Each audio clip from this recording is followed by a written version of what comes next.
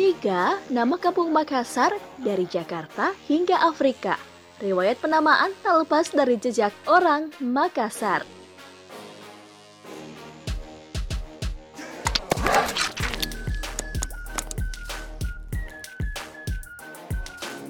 Halo semuanya, nama Makassar sebenarnya tak cuma milik ibu kota Sulawesi Selatan semata. Watak perantau yang sudah melekat dalam diri masyarakat Bugis Makassar membuat mereka punya tempat tersendiri di dalam lembaran buku sejarah, entah itu di Nusantara atau bahkan benua Afrika. Mari kita mulai saja. Tonton video ini sampai habis, namun sebelumnya tekan tombol subscribe jika belum, dan tekan tombol lonceng untuk mendapatkan update video menarik lainnya.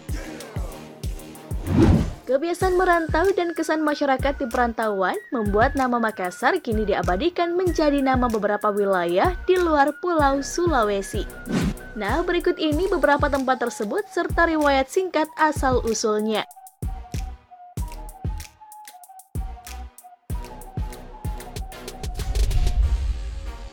Kecamatan Makassar, Jakarta Timur.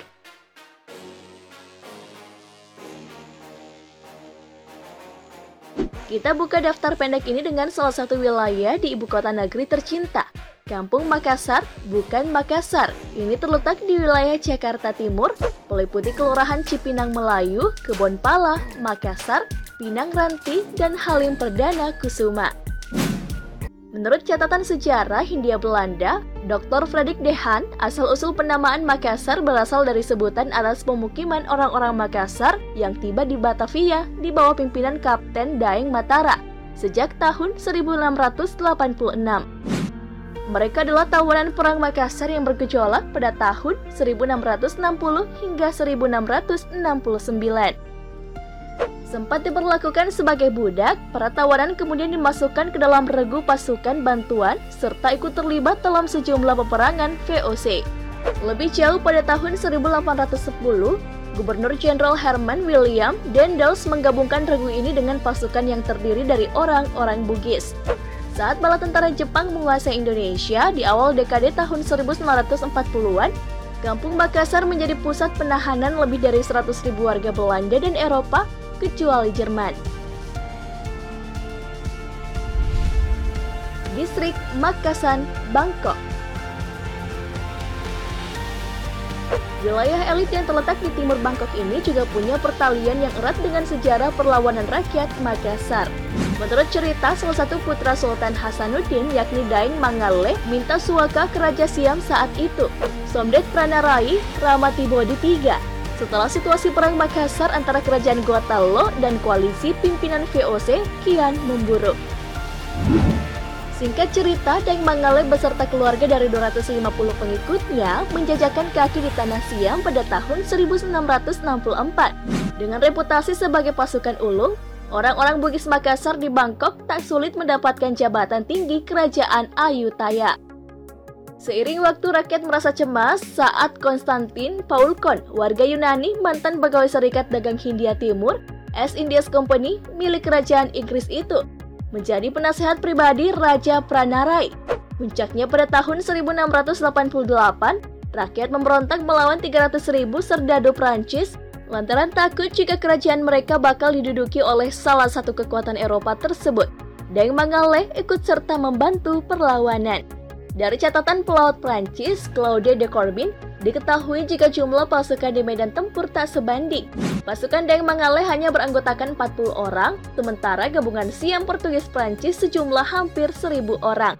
Namun dengan jumlah yang sedikit, mereka masih mampu menaklukkan 366 prajurit lawan.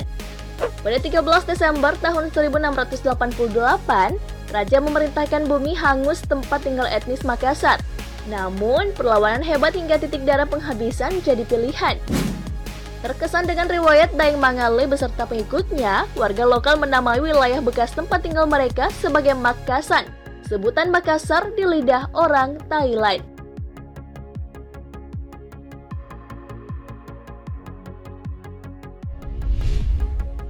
Makassar, Cape Town.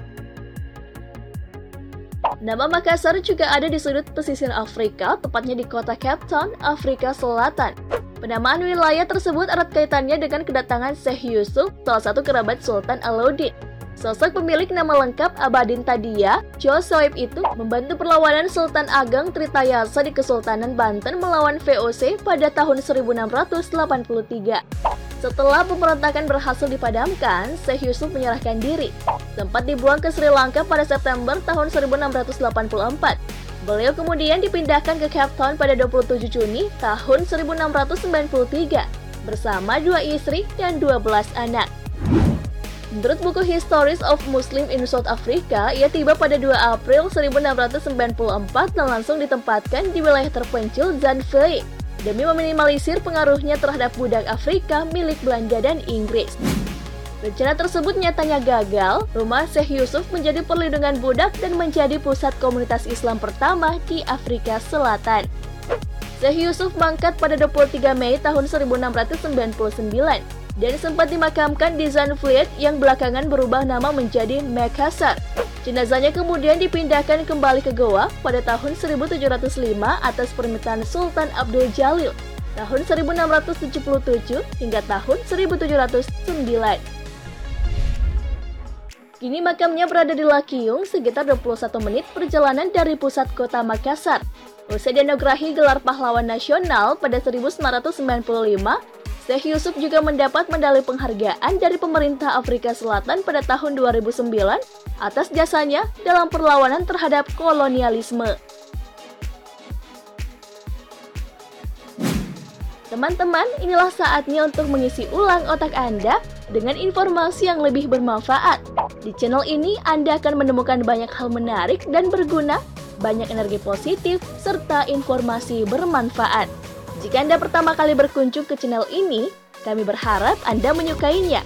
Silakan subscribe supaya Anda tak ketinggalan video-video terbaru kami yang rilis setiap minggunya. Terima kasih sudah menonton.